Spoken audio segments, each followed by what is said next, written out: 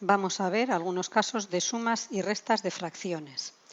Entonces, por ejemplo, si tenemos dos fracciones que tienen el mismo denominador, ¿no? Por ejemplo, 2/8 y 1/8. Bien, en ese caso sabemos que el denominador lo que está representando es el número de partes en que está dividida una unidad. Si yo tengo una unidad, por ejemplo, una tarta dividida en 8 partes y yo me cojo 2 partes. Y de otra tarta diferente que también está dividida en 8 partes, yo me cojo una parte. Entonces, para sumar estas dos fracciones, lo único que tengo que hacer es escribir el mismo denominador, que es 8, y sumar los numeradores, ¿no?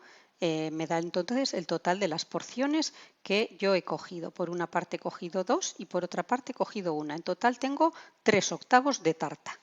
Bien, ¿qué ocurre si quiero hacer la resta? Pues lo mismo, si tengo el mismo denominador, como el denominador representa el número de partes en que está dividida la unidad, si la unidad la tengo siempre dividida en 8 partes, simplemente tengo que poner el mismo denominador y restar los numeradores. Es decir, si yo a 2 partes le resto una, pues me quedo con la otra. Es decir, 2/8 menos 1/8 será igual a, pongo el mismo denominador que es 8 y resto los numeradores. 2 menos 1, que es 1.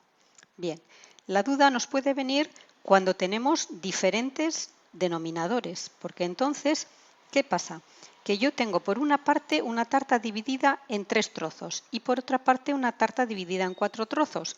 Entonces, si yo quiero expresar cuál es el valor de la suma de uno de los trozos más el otro de los trozos, ¿cómo lo puedo representar?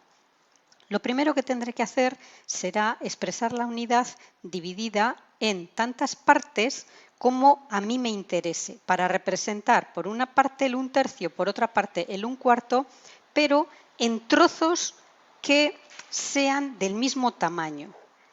Entonces, voy a tomar esta primera tarta, que estaba dividida en 3 partes, y la voy a dividir en más trozos.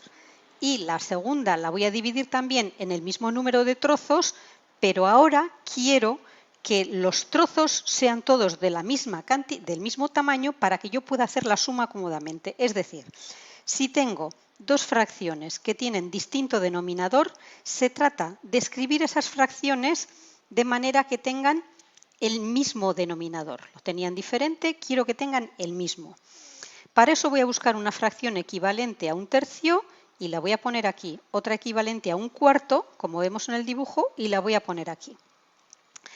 Si quiero poner fracciones con el mismo denominador, en este caso, como 3 es un número primo y no está entre los factores de 4, porque 4 es 2 por 2, tengo que multiplicar 3 por 4. 4 por 3 son 12, entonces voy a buscar fracciones que tengan de denominador 12, pero que sean equivalentes a las que yo tenía. ¿Cómo expreso? Veis aquí gráficamente que 1/3 es la misma porción en cuanto a tamaño que la que tengo aquí ahora expresada, pero la tengo expresada en 12 trozos. En fracciones, ¿cómo hago esto? 12 entre 3 es 4. Ese valor lo multiplico por el numerador. 4 por 1 es 4. Es como si yo multiplicara tanto al 1 por 4 como al 3 por 4, y entonces tengo una fracción 4/12 que es equivalente a 1/3. Lo que pasa es que en vez de dividir en 3 trozos, ahora divido en 12, pero vemos que la porción que yo he cogido es exactamente la misma del total de la tarta, ¿no?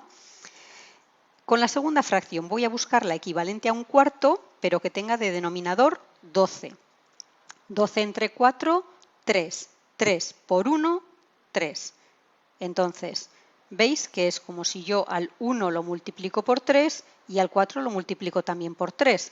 Entonces tengo una fracción equivalente a 1/4, pero que ahora está expresada en forma de 3/12. ¿Qué he conseguido así? Pues he conseguido tener las dos tartas divididas en el mismo número de porciones, y para hacer la suma tendré que poner simplemente el resultado, que es de estos 12 trozos que yo tengo, cojo 4 por un lado, cojo 3 por el otro, es decir, simplemente sumo 4 más 3, 7. Luego la suma de 1/3 más 1/4 es 7/12.